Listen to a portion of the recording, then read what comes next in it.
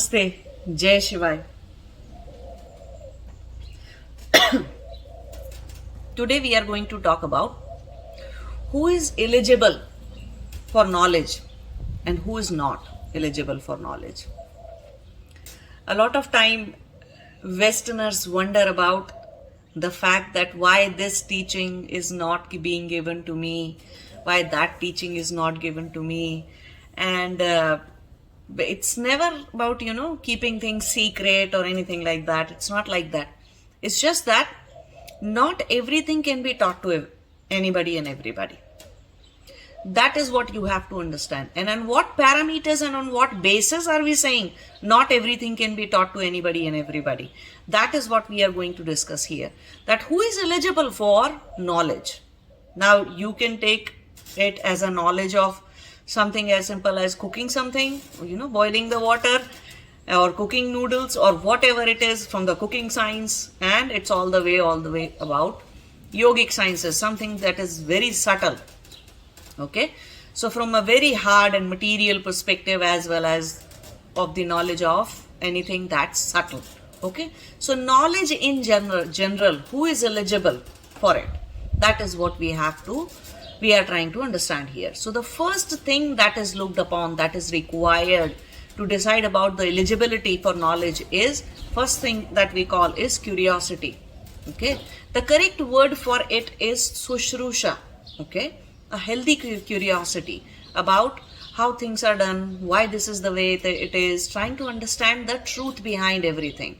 So anything material is true, anything in the subtle is truth, and the entire universe is truth. The quantum physics is the truth, or whatever, everything in the universe, anything and everything in human existence, everything is about truth.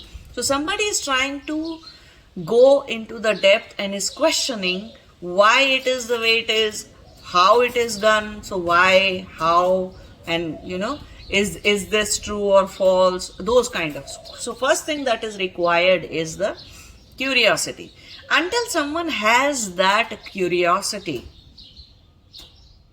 there's no point for anybody to give them that kind of knowledge until they have developed that curiosity.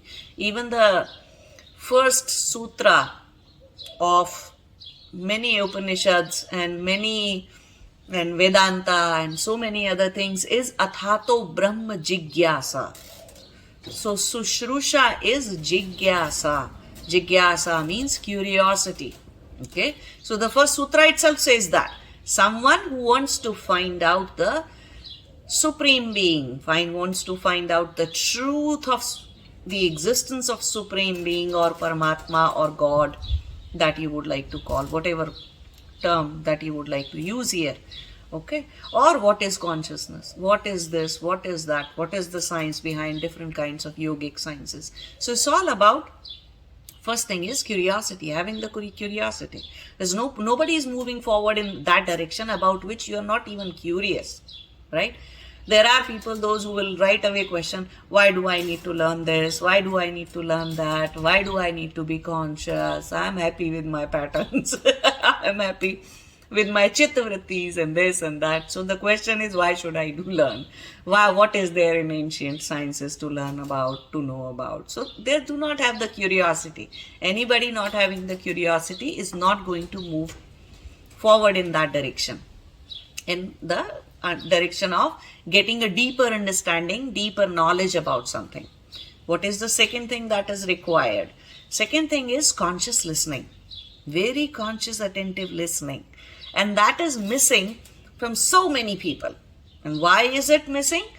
Because they often think that, whatever, the moment they try to listen it, the patterns or the ignorance that is there, it starts backfiring. Or they harbor so many prejudices and biases that they just right away think of everything from their biases and from their prejudices. Or they get into the fact that why is she or he saying like this, or giving me this wisdom, or what is the point of this knowledge, or how the person looks, what the person is wearing, how their body is, what their gestures are, this, that, everything about anything and everything except the knowledge that is being given. So that means they do not have that conscious listening at all. They have a very unstable mind, you can say. Okay, in Hindi we call it unstable manas. Okay, I created another video about for you guys to understand what is meant by how to do pratyahara. Okay, what is meant by having a sensory withdrawal, what is meant by not going after sensory pleasures and having a one-pointed, how to develop that one-pointedness, how it is developed, what are the things that we need not have in our manas or the lower mind. So lower mind starts firing and you lose your attention, you lose your capability of Shravan. Shravan means conscious listening. Now this is so much important that it's not about the words, the spoken words that you are hearing. Conscious listening is also connected to what you are reading. Not everything you will, or every knowledge you will grasp in your life or gain in your life by listening to it, right? You will read a lot. So even while reading, when you are conscious enough, then the words that you are reading actually starts creating a sound pattern in you. Okay, and instead of just reading them using your eyes, actually your ears are involved. So they become like a sound pattern in you, and that's it. The way that you will grasp a book that you are reading, the subject matter that you are going through, you will never ever forget that. It's so important to understand the distinction between being conscious while listening, while reading, and it is often termed as conscious listening. Every word is nothing but a sound signature.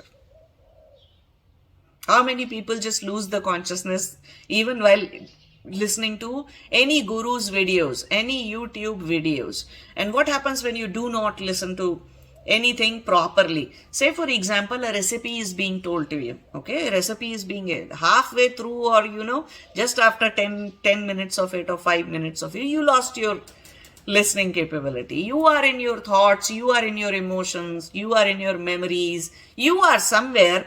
Your consciousness just ran away somewhere instead of being focused on what was being told to you. Then what will happen? You will not go to the next step, which is grahan. Grahan means conscious acceptance of what was told to you.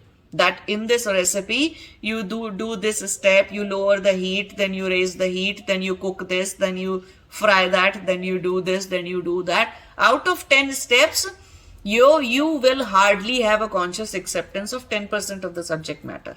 Why? You were attentive only during that. The rest of the part is missing. Rest of the 90% is missing. So then you definitely, when you try to cook it, or when you try to explain it to somebody else, you actually do not know. You are not listening. You do not have a conscious acceptance of the complete subject matter. You only have it for a while. Same thing applies when you are trying to gain the knowledge from a book. You were conscious while reading the first paragraph, rest of the chapter, you are not even conscious, then you don't know what happened. Then you don't know how to do things. The question that you initially started with, the curiosity that you initially started with, is just a waste of time for you. Right? So the third step is very important, which is how much is conscious acceptance is there. Now, why people do not have a conscious, what is exactly that which opposes or hinders people to have conscious acceptance of something? And that is called as, that is the ignorance. Now in a spiritual context, we can say the ignorance that you are harboring about life, about creator, about truth. And why do you still harbor that ignorance? Because it is giving you some benefits at some level. So you stay attached to that ignorance because it is beneficial for you. Emotionally, physically, mentally, financially, whichever way, spiritually. Some benefit you are definitely getting from it. So that's the reason you are still harboring that ignorance. And the moment you try to consciously accept the wisdom or the knowledge that is being given to you, that ignorance backfires. That ignorance says, no, I know this, somebody told me this, somebody told me that, or I read this here, or I read that there, and this is not this way or not that way. So the conscious acceptance is not happening completely. It's either happening partially or it's not happening at all. So ignorance, spiritual ignorance that we harbor, that is what is the major hindrance in the process of conscious acceptance. And unstable mind, or the manas, lower mind, is the hindrance in conscious listening. Okay. And then fourth thing that we have here is retention. Obviously, if you are not listening carefully and you do not accept consciously, the weaker will be the memory. The weaker will be the retention of it. Then whenever it is required to be recalled, any knowledge that you have to recall, it won't happen. Because the memory signature was not strong enough. The memory impression was not strong enough in you. So now you cannot recall it back properly. Say, for example, somebody gave you a spiritual practice to do, while you had a very much curiosity about how do I do this, how do I do that, or how do I remove this pattern, that pattern. But when somebody was telling you, you were listening from your prejudices and biases. First of all, you didn't pay attention properly. So conscious listening did not happen. And after that, conscious acceptance is not happening in you because of all the ignorance that you already have within.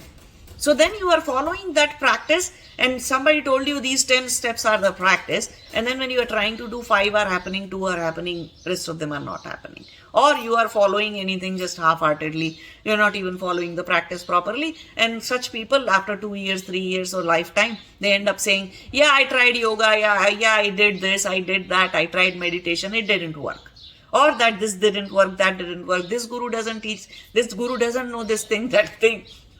Instead of realizing that there was a problem in you and you were not able to grasp or retain what was being told to you, not conscious enough to do it, and you do not have a conscious acceptance of something that was being explained to you. So then retention is not there. So it matters for the spiritual practices, it matters for your school, your college, your university work, it matters for your PhD, it matters for your job, it matters for everything in life, that you need to have these 4 things. Okay? Curiosity, conscious listening, conscious acceptance, and retention. So retention is a must. For anything, doing anything in life, at the right time, the memory needs to fire the stored data and say, okay, no, you are riding a bike and you are about to fall. You were given the information whenever there is a ditch or something like that, just go from the side or apply brakes and slow down, or go this way or that. So at the right time, that retention, if retention is happening, then at the right time, that retention will be recalled. Okay? And it will be applied. So that's when all these 4 things exist in somebody, then the knowledge becomes wisdom. It becomes special knowledge. You become the scientist of that knowledge. This is the process of becoming a scientist as well. So in other words, we are saying that you will start embodying that wisdom. You will start applying it in life. Say somebody is telling you about do not speak lies. Simple thing. And you have a curiosity of what happens if I do not. And then somebody told you this happens, that happens. So you listen to it consciously. You have an acceptance that yes, this is what happens. And then you are trying to retain it. The moment you speak it, no, I shouldn't be speaking lies, so I am going to speak my truth. Simple. So you see, you actually started embodying, applying that wisdom into your life. So then you have the special knowledge that you were supposed to have. And when you will reach that state, the last thing that happens is, now if somebody questions you, or if you want to go even deeper into that knowledge, you need to have tark vitark. That is what in Hindi we call it. In English you can call it conscious debate. Not the debate that we are not talking about the debate that happens in parliamentary houses. The debate that is done just from the level of, emotions, and ego, not based on scientific facts and proven knowledge. Okay, so that is when you are able to do that. So if for yourself, you are able to analyze, you are able to debate, okay, if I do this, what will happen? If I go further, or if I want to go deeper down into this, or if somebody questions, then you are able to give them a logical reasoning behind it. So this is the last step, logically questioning and logically reasoning something. So that ability to reason, ability to give logic develops after you have all these four about any subject matter that you pick up in life. Okay, but no, in today's world, people do not start from curiosity. They do not have the conscious listening ability at all, and then they do not have the remaining things. But in their life, they start directly from debate, logical reasoning. You can't even call that a logic until you have gone through the entire process, until you understand everything. You cannot say that no, this is the logical argument against something, right? It's not logical at all. You do not have you develop that logical reasoning only and only after you go through this entire process. Now, a subset of these things that were defined in Darshan Shastra, in India, in ancient yogic sciences, is called as the test of cognitive skills. And using that, the test of IQ was designed. All the IQ tests that you see these days that are happening, so they are all based on cognitive skills test. Cognitive skills test now is based on this principle, these 6 things that are there. Now, by designing some questions and coming up with some questions, you can inquire about a person's level of curiosity for one subject or one topic or the other. You can ask them to listen something and see how much are they able to have a conscious acceptance towards, and how much application they are able to have. So through some questioning, you can figure out at least 60% of, okay, what's the IQ level. Can you 100% make sure that this person is capable of the wisdom or the knowledge that I am about to impart to anybody? No. Someone who has realized, someone who is enlightened, is able to understand this way much better. Their ability to scan you, to see how much consciously attentively you are going to listen, how strong is your curiosity. Why? If you have a very weak kind of curiosity, then you don't care. You may be curious and asking question why, but when somebody asks you that you have to go through step 2, 3, 4, 5, 6 in order to understand why, then you give up. You are fine, okay, whatever. What kind of curiosity, short-lived curiosity was that? Right? So you need to have a very strong, very intense curiosity. So all these things, 6 things, develop only and only when you have a stable, ripple-less mind, lower mind. And that develops from not having the consciousness hijacked by your chitta vrittis or vasanas or psychological patterns, as we call them. So basically it comes all the way, okay, remove your patterns. Chitta vritti nirodha, that's where ultimately it boils down to. But this is something that I am telling you here. This analysis, you can do it on yourself. Don't try to do it on other people. Do it for yourself. That how attentive I am, how much stronger the curiosity I have towards life, towards truth, towards anything. How am I able to, how attentively, how consciously I listen to something or I read something. How conscious I am. How much of conscious acceptance happens in me towards any knowledge or any wisdom that is being given to me or that is being shared with me. How much retention of wisdom is there. And retention is the proof of retention is that you are able to apply that knowledge in your life. Seamlessly. Conscious acceptance and retention helps you embody that knowledge, embody that wisdom. How much are you able to do that? And then you go deep down by doing conscious debating in your head, in your intellect, through your intellect. So just analyze yourself. It's not that there are no good gurus in the world or less enlightened people in the world. There's a complete lack of people who possess all these 6, or at least the first 4: curiosity, conscious listening, conscious acceptance, and retention. If these 4 are there, then you become the best student, best disciple for any guru, any teacher in the world, for any subject matter. May it be a science, or may it be a yogic science, or may it be cooking or tailoring or whatever. You become the best student and you are able to do wonders in the world. Why Arjun was the only one? And it's not a thing that, such student become guru's favorite. No, they are just well capable of learning from the guru. Out of so many students, hundreds and thousands of students, Arjun was the one who learned something from the guru which nobody else could. And the way he mastered the art of archery from him, all the way to the subtle domain of life.